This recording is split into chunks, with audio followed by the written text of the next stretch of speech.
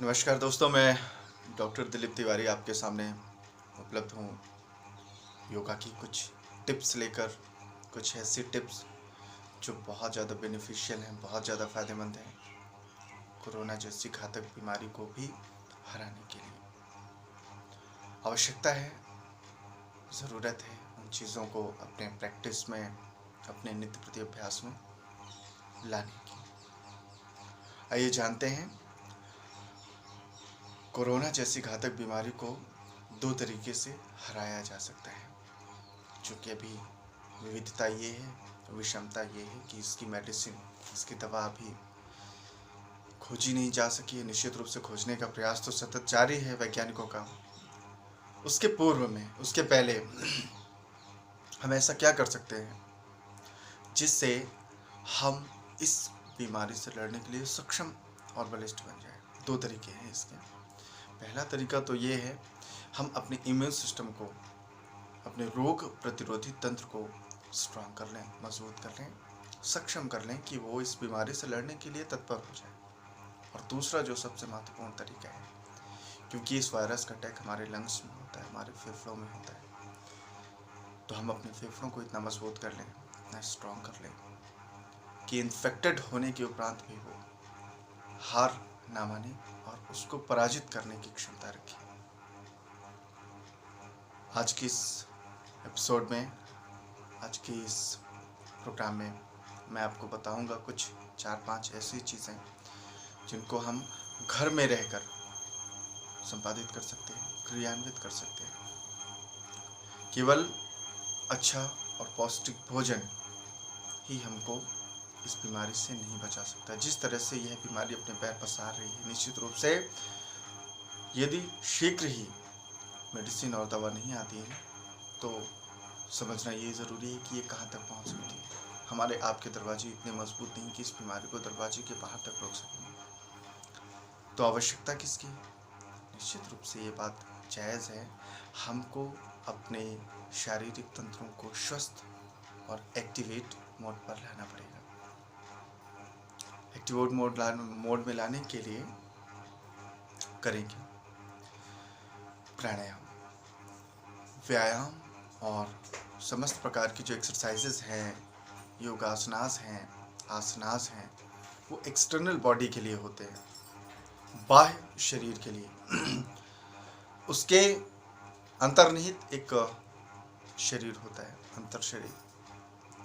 अपने अंतर शरीर को हम कैसे एक्सरसाइज कर सकते हैं, कैसे मसाज कर सकते हैं, कैसे उसको स्वस्थ कर सकते हैं, और कौन सी ऐसी विधियां हैं जो निश्चित रूप से हमारे फेफड़ों को बहुत ज़्यादा मजबूत करते हैं, उसका वृत्तांत, उसका वर्णन मैं आज आप लोगों के सामने करूंगा। उसके पहले जानना ये भी ज़रूरी है, हमारे लंग्स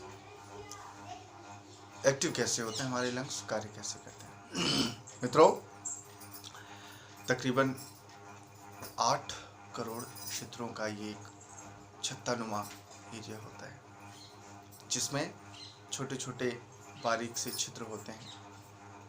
इन छिद्रों में ऑक्सीजन फुलफिल होती है, भरती है, ऑक्सीजन भरी जाती है। ऑक्सीजन पूरे शरीर को वहाँ से ट्रांसफ़र होकर सप्लाई होती है, कार्बन डाइऑक्साइड बाहर जाती है। जनरल सी बात। मज़ेदार बात उसमें ये है कि आज का जो वेदर है, एटमॉस्फेयर है, वो कहीं ना कहीं पहले प्राचीन काल की अपेक्षा ज़्यादा पोल्यूटेड हो गया, प्रदूषित हो गया। प्रदूषण, धूल, धुआं, मिट्टी और बहुत सारे ऐसे पोल्यूशन हैं जो हमारी नॉस्ट्रल से होते हुए, नासिका से होते हुए लंग्स तक जाते हैं। ये पोल्यूशन लंग्स में जाकर जो छोटे छोटे छिद्र होते हैं उनको ब्लॉक कर देते हैं, बंद कर देते हैं। जब वो ब्लॉक हो जाते हैं तब वो बीमार पड़ने लगते हैं। जानकर आपको निश्चित ही आश्चर्य होगा कि हमारे शरीर में उन 8 करोड़ लंग्स के छिद्रों में से केवल 2 से 3 करोड़ छिद्र ही एक्टिव मोड में रहते हैं। 5 से 6 करोड़ छिद्र चोक्ड रहते हैं, बंद रहते हैं, और हम 2-3 करोड़ छिद्रों में ही ऑक्सीजन भरकर खुश रहते हैं, प्रसन्न रहते हैं। 5 करोड़ छिद्रों का कोई इस्तेमाल और कोई यूज हम नहीं करते। जरूरत है उन 5 करोड़ छिद्रों को एक्टिवेट करने की, क्योंकि यदि ये 2-3 करोड़ जो छिद्र खुले हुए हैं इनमें भी वायरस का अटैक हुआ, हम और आप क्या करें। तो जरूरत जागरूकता की, अभ्यास की। जो अभ्यास हैं वो आपके सामने प्रस्तुत हैं। सबसे पहले, कोरोना कभी आपको हरा नहीं सकता यदि आपने इन चीज़ों को, जो मैं आपको बतला रहा हूँ, इन चीज़ों को यदि आप अभ्यास में लाते हैं डेली, सुबह और शाम। आप इसको घर में भी कर सकते हैं स्वच्छ वातावरण में। यदि आप ऐसा करते हैं तो ये मेरा व्यक्तिगत चिंतन है, मेरी व्यक्तिगत रिसर्च है कि आप मैक्सिमम नंबर तक इसको अवॉइड कर सकते हैं। करना क्या है, योग में गहन श्वास प्रश्वास, डीप ब्रीथ बोलते हैं, फेफड़े और पेट। सावधानी ये है मित्रों कि हमको जो ऑक्सीजन इनहेल करनी है, अंदर लेकर जानी है, वो ऑक्सीजन हमको एब्डोमेन रीजन में नहीं ले जानी। बेसिकली हम लोग सांस लेते हैं और चेस्ट तो फूलता ही फूलता है, पेट भी फूलता है। तो पेट को हमें किसी सूरत हाल में फुलाने की कोशिश नहीं करनी, हमको फुलाना है अपना चेस्ट, और कोशिश करनी है कि श्वास इस बेल्ट के ऊपर ही रहे, इस बेल्ट के नीचे बिलो नहीं जाने पाए, क्योंकि एब्डोमेन में ऐसा कोई ऑर्गन नहीं है जो आपकी ऑक्सीजन को अब्सॉर्ब करेगा। आपकी ऑक्सीजन को जो अब्सॉर्ब करेगा वो ये एरिया है। तो इस एरिया को ऑक्सीजन से फुलफिल करने की कोशिश करें। आइए जो अभ्यास है उसको करते हैं।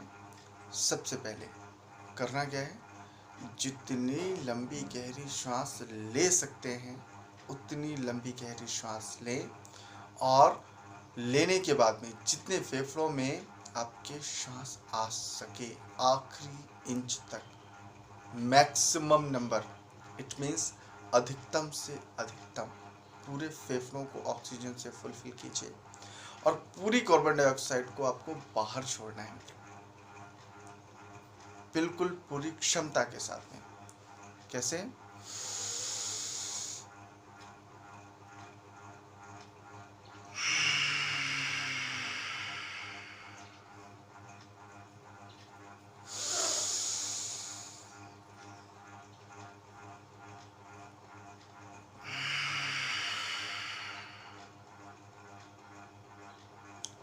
पूरी सांस इनहेल करना है, पूरे लंग्स को फुलफिल करना है, इतना ऑक्सीजन से भरना है कि फेफड़े बिल्कुल ये लगे कि अब उनमें 1 इंच भी ऑक्सीजन नहीं जा सकती। जितनी ज़्यादा ऑक्सीजन आपके शरीर में रहेगी उतना ज़्यादा आपका रोग प्रतिरोधक तंत्र क्रियाशील रहेगा। ऑक्सीजन को मैक्सिमम नंबर में अपने शरीर को सप्लाई कीजिए। ऐसे जनरली जो आप सांस ले छोड़ रहे हैं उसमें 2 से 3 करोड़ छिद्रों ही, जो फेफड़े का 1/3 भाग है वही एक्टिवेट हो रहा है। उस 1/3 को हमको 100% में कन्वर्ट करना है। तो ये छोटा सा जो प्रयास है, अभ्यास, इसको करना बहुत ज़्यादा ज़रूरी है। एक बार फिर मेरे साथ में देखिए, यहाँ पर अब 1 इंच भी जगह नहीं रह गई मेरे सीने में कि मैं अंदर श्वास ले सकूँ, और उसके बाद में पूरी श्वास बाहर, एक कतरा भी श्वास का आपके अंदर नहीं रहना चाहिए। पहला अभ्यास, इसको आप लोग अपने घर में किसी भी समय कर सकते हैं, सुबह और शाम, किसी भी समय। वैसे भी छोटी सी विडंबना ये है कि जब भी आपके शरीर को ऑक्सीजन की कमी होती है वो अपने आप पूरा कर लेता है जम्हाई के रूप में। दिन में आप जब भी जम्हाई लेते हैं वो नेचुरल नहीं है, कभी भी उसको नेचुरल मत समझिए, क्योंकि वो जम्हाई आपके शरीर में ऑक्सीजन की रिक्वायरमेंट को फुलफिल करती है। ये पहला अभ्यास हुआ, डीप ब्रीथ। इसी में एक छोटा सा प्रयास और करते हैं। अभी आपने जो किया उसमें केवल श्वास को लिया और श्वास को छोड़ा।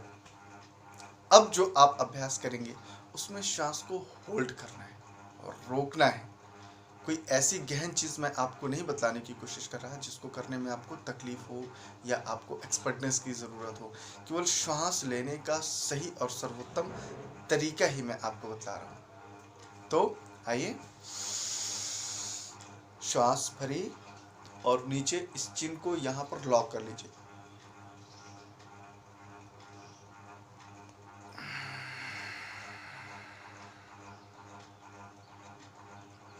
सरल है, कोई कठिन नहीं। एक बार फिर से मेरे साथ में कीजिए।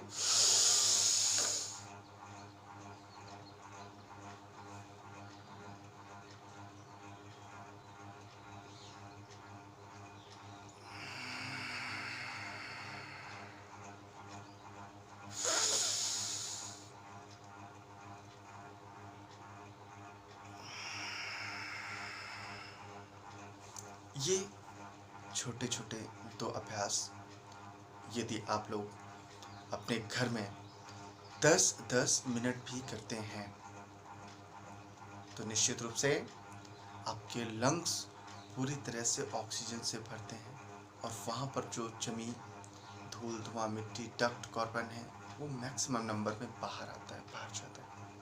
और जैसे ये कार्बन डाइऑक्साइड बाहर जाती है, आपके शरीर में कार्बन की मात्रा कम होती है, ऑक्सीजन की मात्रा बढ़ती है।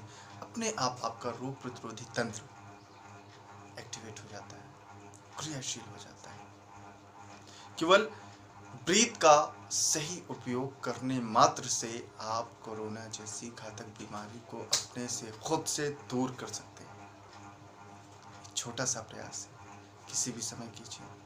बस ध्यान ये रहे कि खाने के तुरंत बाद इसको करने की ज़रूरत नहीं है। खाने के कम से कम 2-3 घंटे बाद ही इसका अभ्यास करें। सुबह, दोपहर, शाम किसी भी समय पर इसको कर सकते हैं। सर्वोत्तम जो समय है वो सुबह का और शाम का समय है। किसी भी चीज़ से परेशान हो या किसी भी बीमारी से पीड़ित हो, इसमें कोई दिक्कत नहीं, कोई बाउंडेशन नहीं। आपको लो ब्लड प्रेशर हो, आपको हाई ब्लड प्रेशर हो, कोई भी प्रॉब्लम हो, डीप ब्रीथ कंपलसरी रूप से कर सकते हैं। कहीं कोई समस्या नहीं है इसके साथ में। मित्रों, आप स्वस्थ रहें, आपका परिवार स्वस्थ रहे और हमारा समाज स्वस्थ रहे, ऐसी मनोकामना, ऐसी प्रार्थना के साथ में खुद करें, दूसरों को ये अभ्यास करने के लिए प्रेरित करें।